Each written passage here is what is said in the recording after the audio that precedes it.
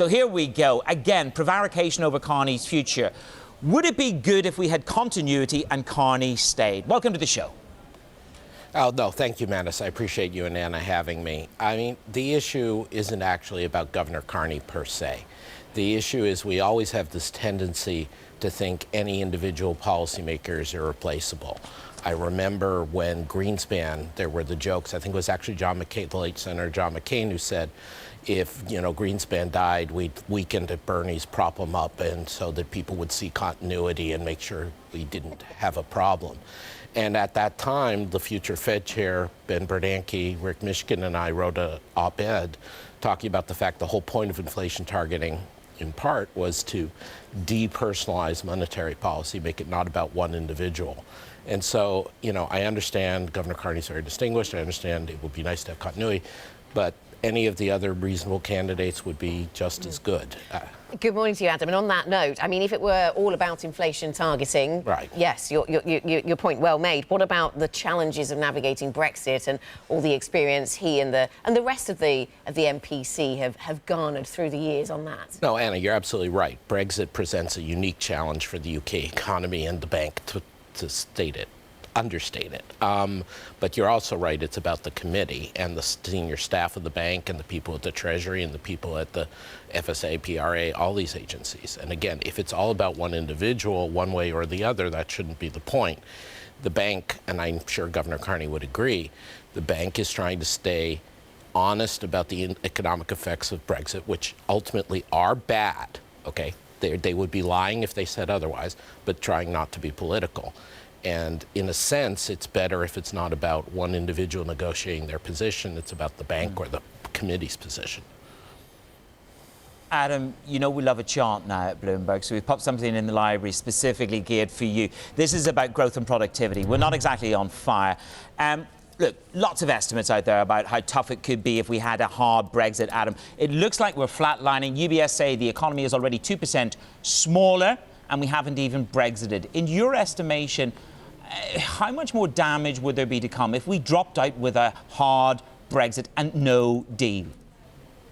Well, Manus, I think there's a lot more damage to come. It's a great chart, and it underlines what's the most difficult thing for the UK right now, that all the rich countries had productivity slowdown, but the UK had a uniquely bad slowdown. And that's not Brexit. That started before Brexit. That started when I was on the MPC many years ago. But what is the problem is that I still think people underestimate that even if it's a soft Brexit, how much of a shock, a negative supply shock this is to the UK. It's going to be bad no matter what.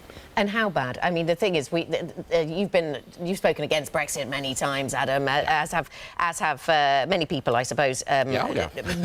But there's on the other side, there's the allegation that Project Fear sort of overdid the negatives ahead of the vote, and the growth slowdown. Yes, it's been worse than the rest of the G7, etc. But we haven't seen a recession. Right. And for some people who voted for Brexit, maybe that would have been the only thing that would have made them change their mind. That and unemployment going high. No, I think, Anna, you're absolutely right. Politically, sometimes, especially with hardcore ideologues, you need something really in their face, and we're going to see that now with the trade war that President Trump is pursuing.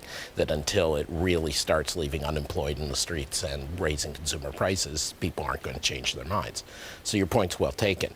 But I just want to emphasize, some of us who were characterized as Project Fear weren't so much saying immediate recession as just this is going to make things worse, and that's where we are. Adam, I want to spring to the upside. I want to spring to a positive. We get a deal, we leave, there is a new paradigm shift, it's created, and we get a deal, and we leave Europe. Would you expect a more accelerated level of action from the Bank of England next year if that was the forward case? I think, Manus, the bank's been very clear, and to his credit, Governor Carney, I thought, was very judicious after the initial vote to say that we're not guaranteeing which way the bank will go.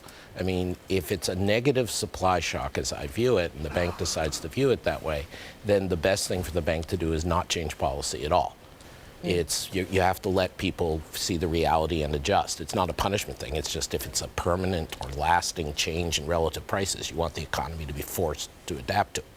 On the other hand, if there's a panic, if people suddenly freak out, yes, again, it goes both ways. Okay. If it's like Argentina, a sell-off, you raise rates. If it's a panic hurting the domestic economy, you cut rates.